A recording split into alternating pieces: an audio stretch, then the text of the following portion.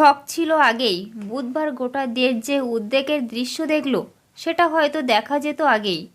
সেই মতো পরিকল্পনা করেছিলেন সংসদের গ্যাস হামলার চার চক্রী।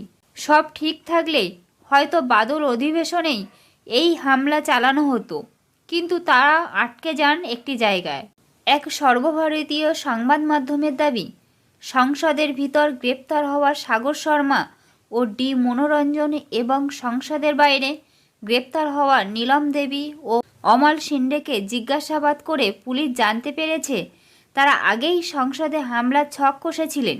সংসদের গত অধিবেশনে সভাকক্ষে ঢুকে হট্টগোল করার ছক কষেছিলেন তারা।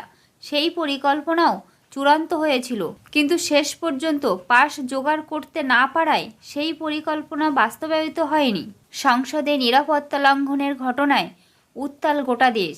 বুধবার টিভির পর্দায় দৃশ্যটি দেখে শিউরে ওঠে দেশবাসী। ঘটনাস্থলে উপস্থিত সাংসদরাও হতভম্ব হয়ে যান। ধৃতদের জেরার পাশাপাশি তাদের বাড়িতে গিয়েও তল্লাশি শুরু করে স্থানীয় পুলিশ ও গোয়েন্দা আধিকারিকরা।